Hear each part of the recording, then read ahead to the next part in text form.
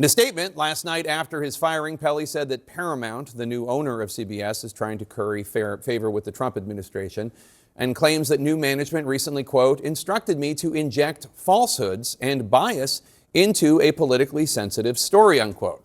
Pelley says that he ignored and refused those instructions. We're trying to find out exactly what he's referencing there. In a statement, a CBS News spokesperson said, quote, there is no political interference at CBS News, not from ownership, not from Bari Weiss.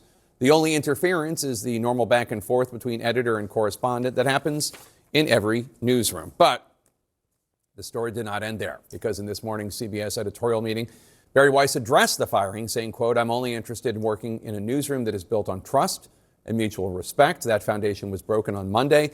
And despite our attempts to engage with Scott Pelley and to find a way back, unfortunately, we weren't able to do so. And so we had to part ways, unquote. After those comments leaked, Pelley then issued another statement to the New York Times saying, quote, there was no effort of any kind to, quote, find a way back. As Weiss said in the editorial meeting, at no point did anyone in the Tuesday meeting suggest that there could be steps taken by either side that would lead to a resolution, unquote.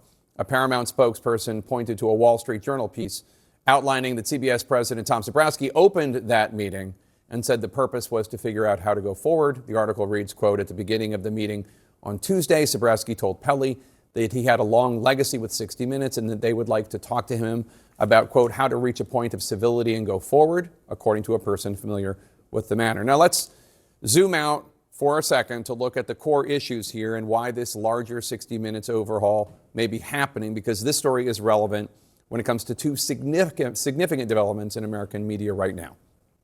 One is one that you are all out there very familiar with. It's the atomization of where people get their information, with cord cutting and social media and streaming TV and podcasts and so many channels and influencers and much more, resulting in legacy media losing audiences and seeking ways to reach you where you are, which is often on your phone, wanting information when you want it. Second, this is also a story of media consolidation and those who are trying to build big mega companies in the environment where we have a president who is more than willing to impose his likes and dislikes on the regulatory world. Now, people close to Bari Weiss insist that the CBS overhaul is about culture, not politics. They think that 60 Minutes is an archaic institution that is in urgent need of reinvention. Bari Weiss argues that the news media needs to be fairer and needs to regain the public's trust. And her boss, David Ellison, says that CBS News needs to appeal to the 70% of the country that is in the political middle. On the other hand, what 60 Minutes defenders see as its strengths, the Bari Weiss individuals and executives see as potential shortcomings. And they're determined to rebuild this news magazine for a digital world in a vertical video age. But Scott Pelley and others at CBS and others who used to be at CBS do think there's something more, something political behind this rebuild. They say that Paramount's new owners, with David Ellison at the top, are seeking a closer relationship with Donald Trump and his administration, and that Ellison appointed Weiss to appease Trump and overhaul 60 Minutes, which Trump doesn't like, and all of CBS News, which Trump doesn't like. And this argument goes that all of this is happening in order to get approval of the purchase of Paramount last year by David Ellison's company and the pending purchase of Warner Brothers Discovery any day now. And of course, we should note, Warner Brothers Discovery owns CNN.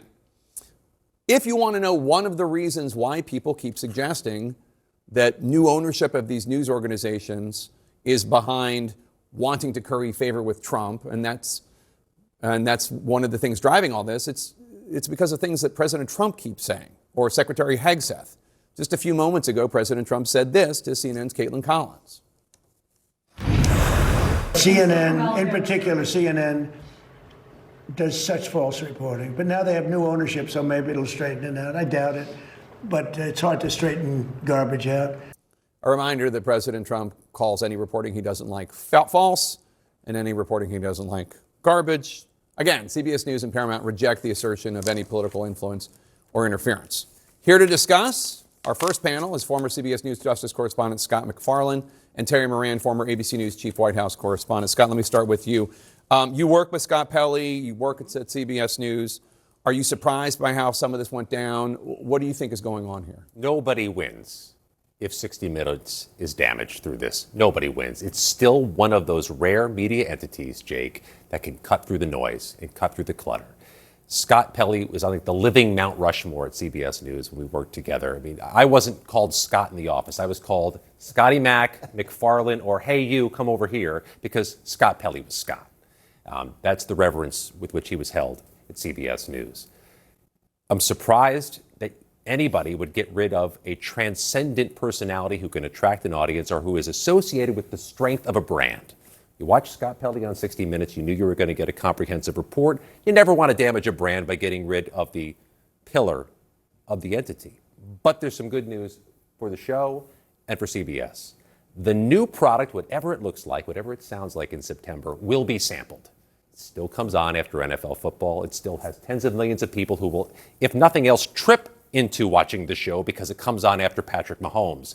They have a big responsibility to make sure it does not become the new Coke or the Crystal Pepsi of 60 Minutes. So, Terry, just a reminder of viewers, after an illustrious career at ABC News, where you and I worked together some time ago, ABC News fired you because you went on Twitter and you wrote that Trump advisor Stephen Miller eats his hate as spiritual nourishment. You said that both he and Trump are world-class haters. The White House demanded your head, and ABC News provided it. What do you think is going on at CBS News? Do you think it's related at all to what you went through at ABC News? Different stories, right? I've always felt like that company has its policies. They said I violated them. I thought I had said something was accurate, fair, and true. This is different. And there's two basic principles. If it ain't broke, don't fix it. Okay? Yes, 60 Minutes ratings are down in the last 10 years because of the splintering of the audiences, as you say. Everyone's ratings are down. Yes, there is no journalism enterprise in the Western Hemisphere that has the cultural impact, the political impact, the stature that 60 Minutes does. So the notion that they're trying to fix it, either they're messing it up or something else is going on. And the shortest distance between 2 points is a straight line. I mean, last year, Bill Owens, a longtime executive producer of 60 Minutes, resigned, saying that management was trying to interfere with political content. Anderson Cooper left quietly to be with his family, which is what you say when you don't want to say what you want to say. They fired Cecilia Vega and Sharon Alfonsi, two fearless, bold journalists, troublemakers. I mean, in a good way, good trouble, right, as John Lewis used to say. And now here's Scott Pelley saying political influence has done this. There's one reason this is happening, which is that the management at CBS wants to curry favor with Trump because the new owner of CBS wants his business interests to come out correctly by his lights under the Trump administration. So, Scott, obviously, Barry Weiss and David Ellison would reject that premise, and they would argue that CBS News and also 60 Minutes have an anti-Trump spin, liberal spin, not fair, and that the media has been so unfair that we're so untrusted by the American people. And polls do suggest that the media trust is at an all-time low. What would you say to that? Do you see that argument? I would venture the bold prediction that if Americans were surveyed about the trustworthiness of 60 Minutes, it may have more support and more trust, more credibility with Americans than the general milquetoast term media. What is the media at this point that they're being polled on? Are they talking about specific programs, specific sources of information? Are they talking about the garbage on the internet, the garbage on talk radio? Or are they talking about the actual verified, bona fide, sourced sources of journalism, the ones who actually have credibility and empirical evidence to back up their reporting? This all feels to me like apples and oranges. So I don't cover news media a lot on the show. I generally think it's navel gazing. I generally think that we have so much to cover. But this story felt different. It felt a little different with Sharon and Cecilia and the executive producer last week. And then this very public kerfuffle with Scott Pelley. This is bigger than just this show and just this channel, don't you think? Yeah, it's a fire bell in the night, right? We were at ABC News together. And it was very different back then. It was very different back then, but it was in a corporate entity. It was in a big corporation. And there was supposed to be a wall between the owners on one side who did owning and the journalists on the other side who did journalism. And that wall got chipped from time to time. At CBS, that wall is gone. And the question in this era is, can any of those walls at any legacy corporate-owned news media organizations stand under the kind of pressure that's being put. I would also just add one more thing. I think chasing a MAGA audience is a fool's errand because they don't want the kind of journalism that 60 Minutes does, which is in-depth and straight and fearless. They want the journalism that flatters their own prejudices. Joining me now, veteran journalist and former producer of 60 Minutes, Chris Whipple. He's also a contributing writer at Vanity Fair and author of the book Uncharted: How Trump Beat Biden, Harris, and the Odds in the Wildest Campaign in History. Chris, good to see you again.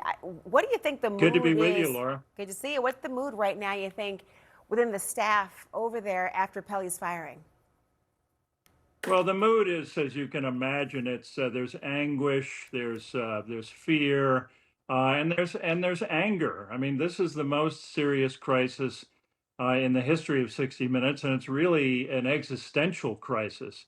I don't think Bari Weiss set out to destroy 60 Minutes, but if she's not careful, that may be the result. I mean, it was a huge mistake to fire the executive producer and her deputy and Cecilia Vega without cause.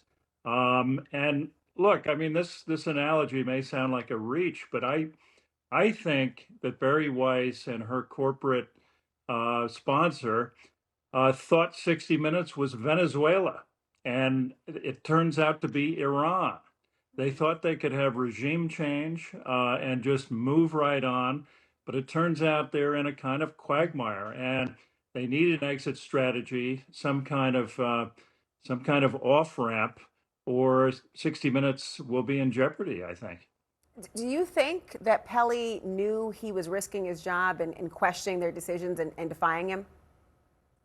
Oh, for sure. I mean, Scott Pelley is a very smart guy. He's a courageous, smart journalist who, has for decades reported without fear or favor. I mean, his body of work is second only to the great Mike Wallace, in my view. So I think he knew the consequences, but he felt that there were things that had to be said.